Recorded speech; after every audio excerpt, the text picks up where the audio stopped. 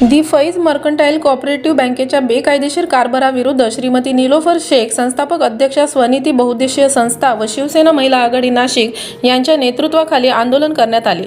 बँकेतील संचालक मंडळाच्या चुकीच्या धोरणांमुळे सदर बँकची परिस्थिती ही बुडण्याच्या मार्गावर असल्याचे श्रीमती निलोफर शेख यांनी सांगितले। बँकेच्या गैरकारभाराविषयीचे पुरावे सुद्धा त्यांच्याकडे असून वेळोवेळी सोशल मीडियाच्या माध्यमातून त्यांनी सभासदांना निदर्शनास देखील आणून दिले। बँकेवर तुर्तास तरी आरबीआयने 6 महिन्यांसाठी निर्बंध घातले असले तरी पण अल्पसंख्याक समाजाच्या सभासद तसेच व्यापाऱ्यांना सण उत्सवांच्या वेळी सुद्धा आपली रक्कम ही मोठ्या प्रमाणावर काढता येणार नाही, यामुळे सभासदांमध्ये चिंतेचे वातावरण निर्माण झाले आहे। बँकेतील काही संचालकांनी स्वतःच्या फायद्यापोटी बँकेची ही व्यवस्था केली असून या संचालकांची चौकशी व्हावी त्याबाबतचे निवेदन देखील निलोफर शेख यांनी महाराष्ट्र शासनाच्या DDR ऑफिसला दिले आहे।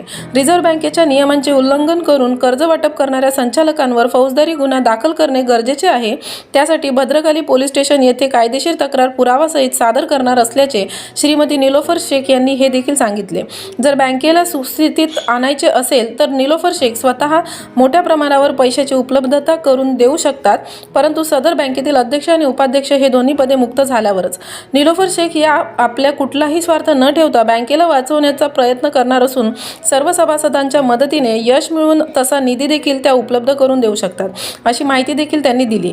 यावेळी त्यांच्यासोबत बहुउद्देशीय संस्थेच्या महिला सदस्यांमध्ये यास्मीन पठाण, जस्मीन शेख, फरजान शेख, जरीन शेख, नाझिया शेख, शबनम खान, इरफान शेख, प्रियंका जाधव, गोदावरी भंडारी, शैला भगत, पूजा कांबळे, कविता कांबळे, लता जाधव व इतर महिला मोठ्या संख्येने उपस्थित होत्या।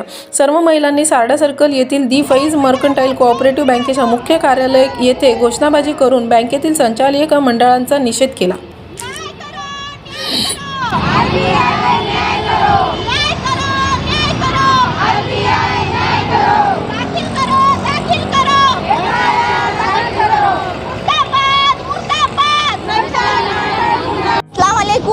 मैं निलोफर शेख, आप लोगों को सभी को पता है कि बैंक का इलेक्शन 5-6 महीने हुआ और यहाँ पर जो संचालक मंडल बैठा है इन्होंने बहुत ही 5 या 6 महीने पहले यहाँ पर ढोल ताशों के साथ जो खुशी मनाई थी कि हम लोग यहाँ से चुनकर आ गए और एक अल्पसंख्यक लेडीज़ को हमने हरा दिया।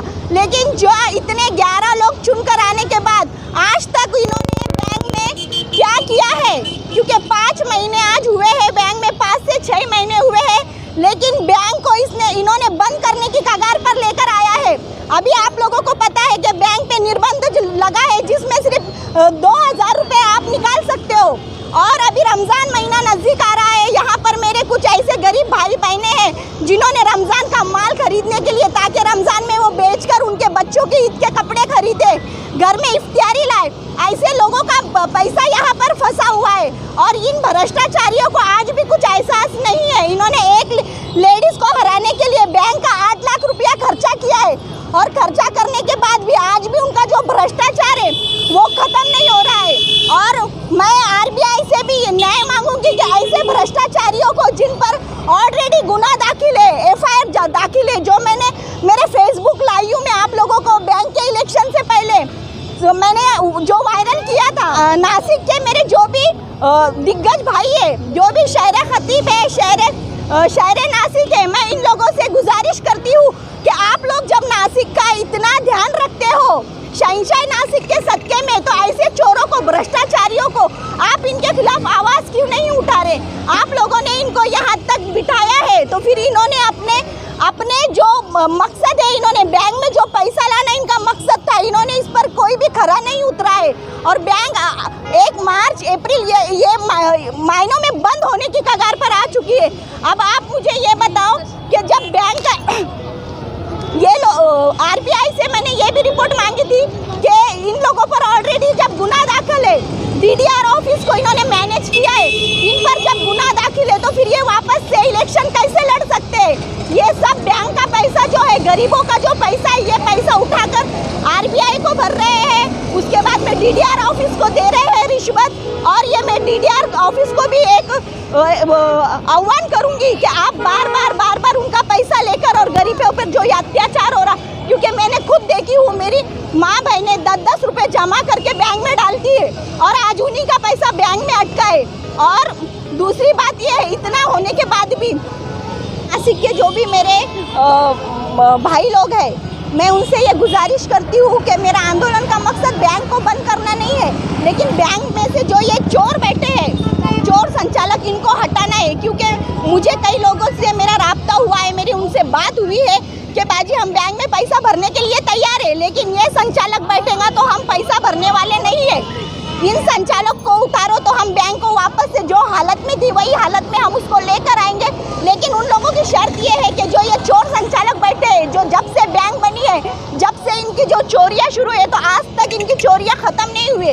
सत्ता के लिए ये गरीबों की जान लेने के लिए भी तैयार है, लेकिन इनके लिए एहसास नहीं है। बेशर्मी की इतनी हद हो चुकी है कि आज तक होकर इन्होंने राजीनामा दे देना चाहिए था कि आज हमने गरीबों का इतना पैसा लूटा है और बैंक पे निर्बंध लग गया है।